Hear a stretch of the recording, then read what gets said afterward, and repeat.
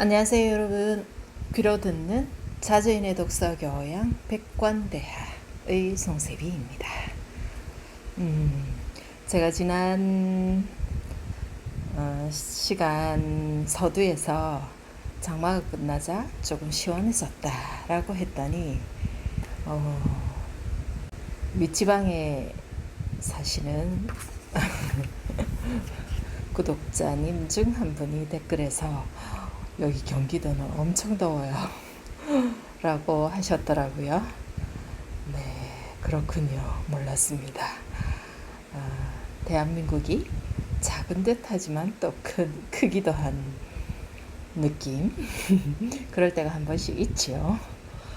여기 경상남도인데 여기는 아직도 열대야는 없고 낮에 덥긴 하지만 그래서 사실 지금은 저도 에어컨을 조금 온도를 높게 해서 켜고는 있지만 잠잘 때라든지 낮에도 불어오는 바람은 약간 시원한 느낌? 그런 구석이 좀 있어요. 근데 다른 곳은 아닌가 봅니다. 네, 모쪼록 다들 더위 잘 이겨내시길 바라겠습니다. 저 포함해서. 네. 그러면 오늘은 지난 시간에 이어서 같은 주제 왜곡된 역사 바로 알기였죠. 네. 계속 이어서 가보도록 하겠습니다. 시작할게요. 김갑수 역사 에세이 미래를 위한 과거. 진보란 무엇일까? 진보란 내가 역사를 좋게 만들 수 있다는 신념을 가지고 노력하는 것이 진보이다.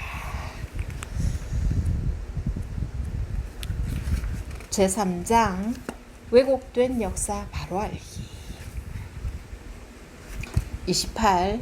미국 유학파들의 저열한 친일 행각.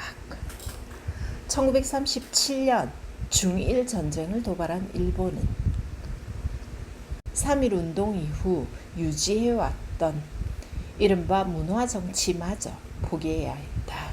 거기에는 아주 단순한 이유가 있었다.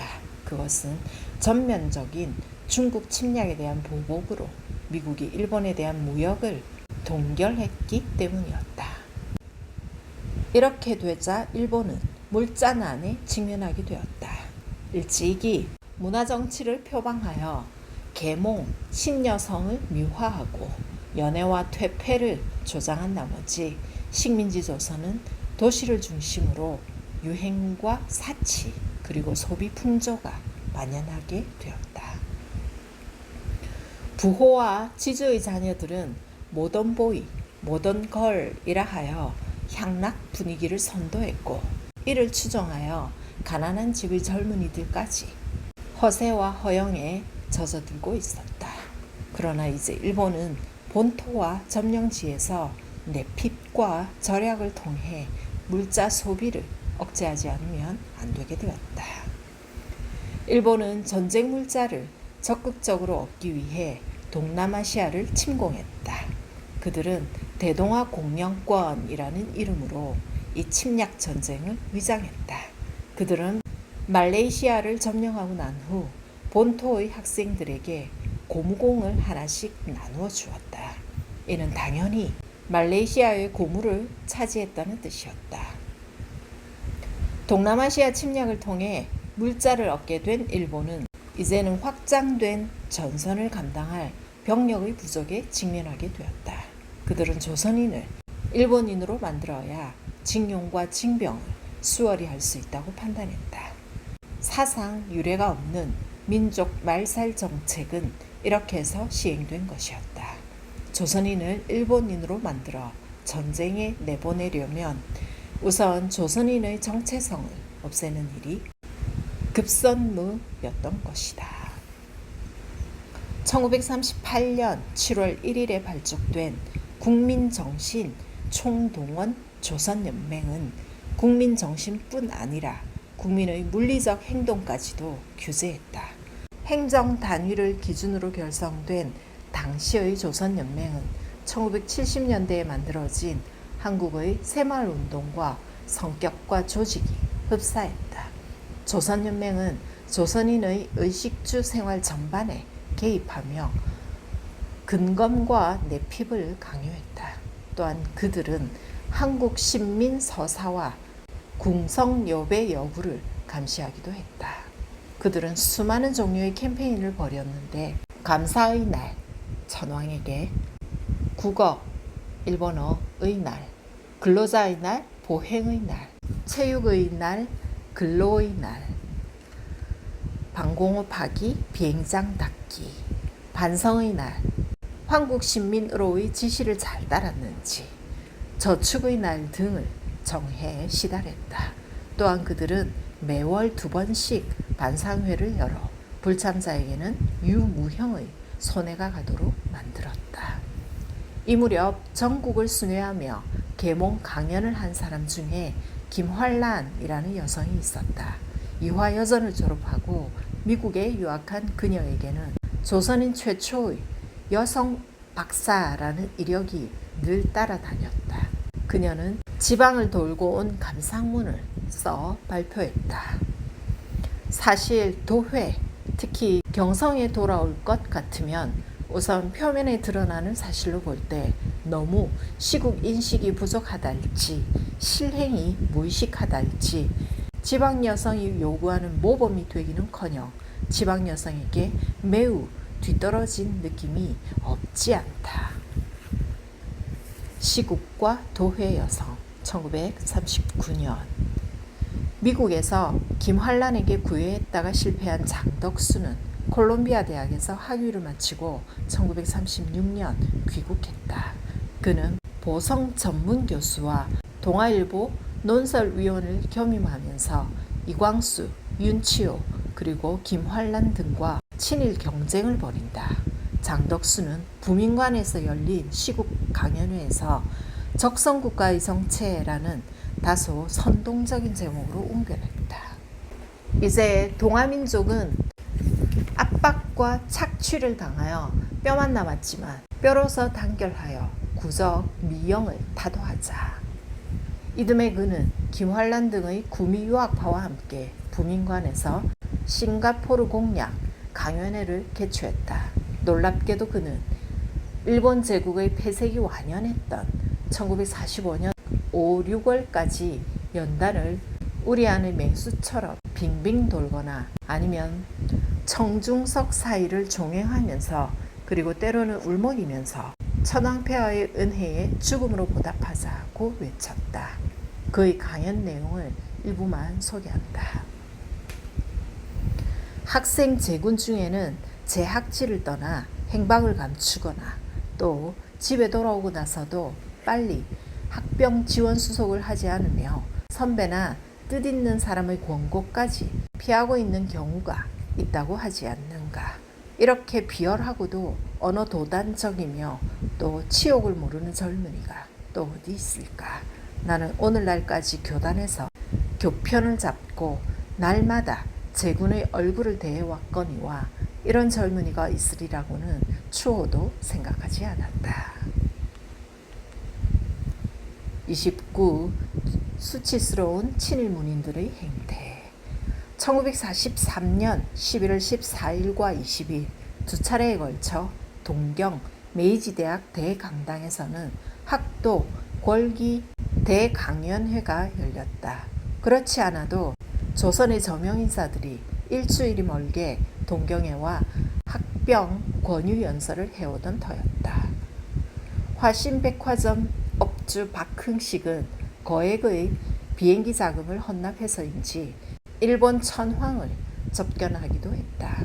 삼양그룹의 창업주 김연수, 김성수의 동생가 동경에 와서 학병 권유 연설을 할 때까지만 해도 뜻있는 학생들의 마음은 그리 어둡지 않았다. 돈 벌어먹기 급급한 기업인들이니 무슨 일인들 못하겠어. 그러나 유학생들은 어느 정도의 존경심을 가지고 있던 김활란이나 주요한 등이 나섰을 때에는 실망감과 서운함을 감추지 못했다. 이제야 기다리고 기다리던 징병제라는 커다란 감격이 왔다. 지금까지 우리는 나라를 위해서 귀한 아들을 즐겁게 전장으로 내보내는 내지의 어머니들을 물끄러미 바라만 보고 있었다. 그러나 이제는 반도 여성 자신들이 그 어머니, 그 아내가 될 수 있게 된 것이다. 우리도 진정한 황국 신민으로서의 영광을 누리게 된 것이다. 이 감격을 저버리지 말고 우리에게 부여된 책임을 다하자. 김환란, 징병제와 반도 여성의 각오. 출진학도의 구두소리는 아시아 부흥의 진군이 되고 조선의 일본적 재생의 새벽 종소리가 될 것이다. 오늘에서야 우리를 부르시는 높으신 뜻을 서로 전하며 말하며 눈물 흘리자. 주요한 손에 손을. 그러다가 28 독립선언서를 기초한 이광수는 물론 기미 독립선언서를 쓴 최남선까지 나서자 학생들은 주먹을 쥐며 분노하기 시작했다. 친애하는 반도 학도여, 반도를 응시하라. 일본을 정시하라. 그리고 세계를 통찰하라.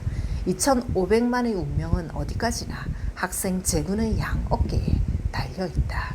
대동아는 우리 일본을 중심으로 건립되고 있다. 전쟁은 동아 전체를 해방시키기 위한 것이다. 최남선. 이때 청중석의 맨 앞자리에서 웬 학생이 일어나며 손을 번쩍 쳐들더니 고함을 질렀다.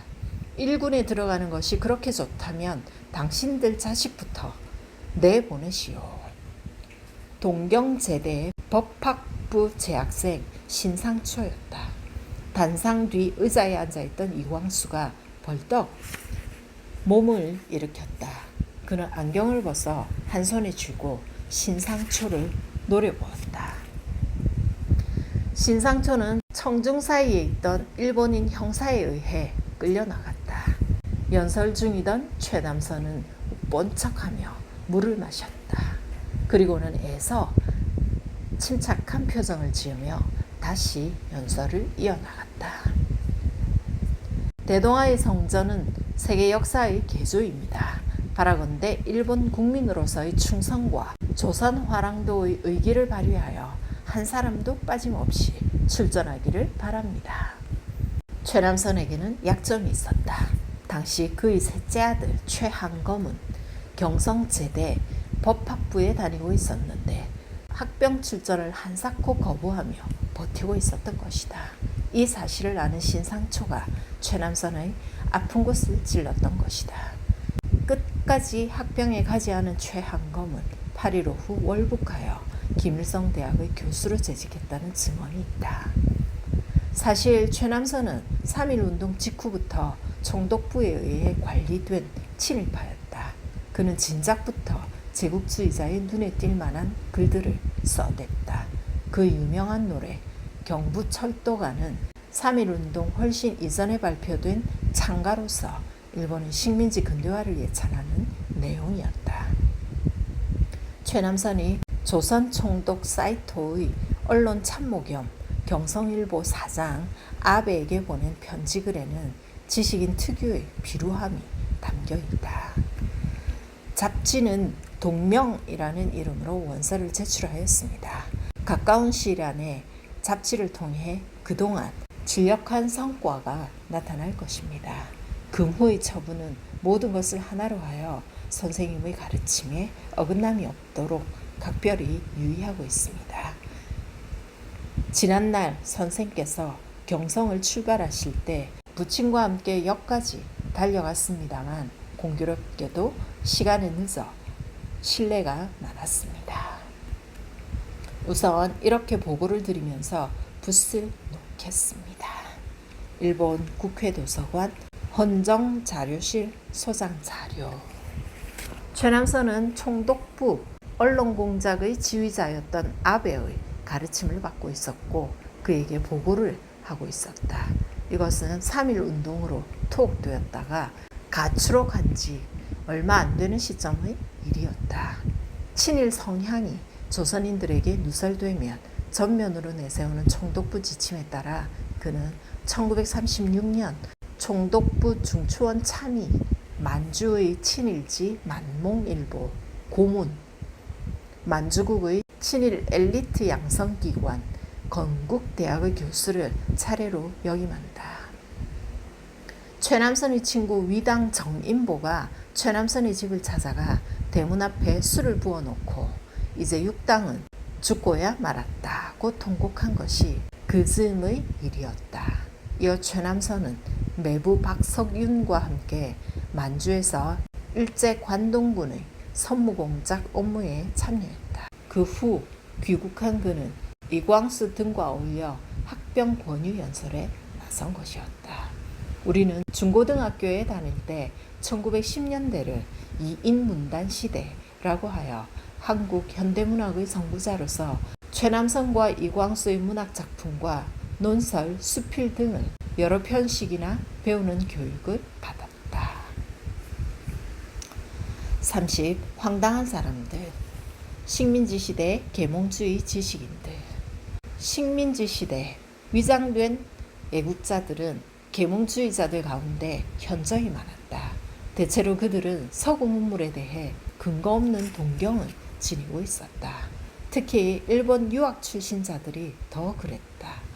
일본 유학 출신인 이광수는 자유주의와 개인주의는 분열과 혼란만을 가중시킬 뿐이라고 말하면서 이기적이고 나태한 겁쟁이인 조선민중은 엘리트 지도자에게 복종하면서 집단에 봉사하는 정신을 가져야 한다고 말했다.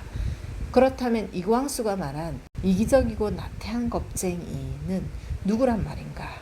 어느 사회나 그런 사람은 있게 마련이다.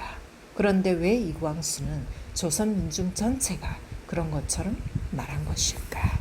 이광수가 존경한 인물은 안창호였다. 그런데 이광수건 안창호건 이유 없이 우리 것을 폄하하는 경향이 있었다는 점에서 공통점이 있었다. 식민지 시대 계몽주의자들의 글은 문장이 부정확했다. 이광수를 포함하여 대부분의 글이 어법과 어휘에 대한 진지한 고민이 없었다. 문장가라고 회자되는 최남선의 문장에도 과장되고 애매한 어휘가 빈번히 쓰였다. 더 놀라운 것은 유학과 한학을 전공한 학자들의 글에 비해서 해외 유학을 한 계몽주의자들의 글에 어렵고 생소한 한문구가 더 많이 쓰인다는 사실이다. 그리고 대부분의 계몽주의자들은 자신의 주장을 정확히 전달하기보다는 자신을 멋있게 보이게 하려는 목적으로 글을 썼다. 계몽주의자들은 몇 개의 공통점을 가지고 있었다. 먼저 그들은 하나같이 사회 진화론을 전면적으로 수용했다. 그들은 사회가 시간과 함께 발전한다는 스펜서의 사회 유기체설을 신봉하고 있었다. 서유 견문을 쓴 유길주는 세상에는 미개화한 나라와 반개화한 나라와 개화한 나라가 있다고 주장하며 한국은 반개화, 서양은 개화한 나라라고 단정했다. 그에 의하면 아프리카는 미개화한 나라임이 틀림없었다. 그러나 사회란 발전하기도 하고 퇴보할 수도 있는 것이다. 사회가 무조건 발전만 한다면 역사적으로 무수히 확인할 수 있는 문명의 멸망사를 그들은 어떻게 말하는지 의아스럽다. 게다가 서양은 무조건 개화했다는 주장도 받아들일 수 없다. 군사적, 경제적 우월이 개화의 전부는 아니기 때문이다. 더욱 받아들이기가 어려운 것은 인종에 따른 우열의 서열이었다. 대표적인 개화신문인 독립신문에는 인종차별의식을 여과 없이 드러내는 논설이 부지기수로 게재되었다. 다음으로 계몽주의자들은 대부분 집단주의에 휘말려 있었다. 그들이 말하는 민족주의는 일제의 국가주의와 본질적으로 다른 점이 없었다. 그들은 개인주의라는 것이 있는지조차도 모르는 사람들 같았다. 새로운 의미의 국가나 민족 그리고 개인주의 같은 개념들은 사실 모두 서양에서 이식된 것들이었다. 나라가 발전하려면 당연히 개인과 사회의 조화가 있어야 한다. 수신제가 치국 평천하는 개인의 발전을 토대로 한 사회 발전을 지향하는 개념이다. 그런데도 그들은 사회를 위해 개인의 복종과 희생만을 강요했다. 그들은 개인주의를 이기주의와 동일시했다. 무엇보다 안타까운 것은 한국의 계몽주의자들이 정도의 차이가 있을 뿐이지 거의 모두가 민족 개조론에 동조했다는 사실이다. 식민지 시대 계몽주의자들은 두 부류가 있었다. 하나는 선의의 것이고 다른 하나는 악의의 것이었다. 최소한 이광수, 최남선, 최린 등은 악의의 확신범들이었다. 또한 서재필은 진작에 조선인이 아니었다. 그는 영달을 위해 조국을 버린 사람이었다. 한편 안창호는 앞의 네 사람처럼 일신의 세속적 영달을 위해 민족 개조론을 폈다고는 볼 수 없다. 하지만 선이건 악이건 그들은 자신들의 신념이 얼마나 근거가 박약하고 위험한 것인지를 모른다는 공통점이 있었다. 네.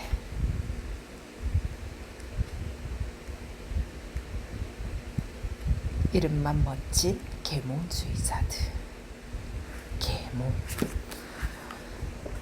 우리는 너무나 게으르게 세상의 듣기 좋은 이름에 속는 무작정 이름에 속고만 사는 경우가 많은 것 같습니다. 들여다보지 않고 직접으로는. 네, 한 주 또 잘 지내시고 다음 주에 또 뵙겠습니다. 안녕히 계십시오.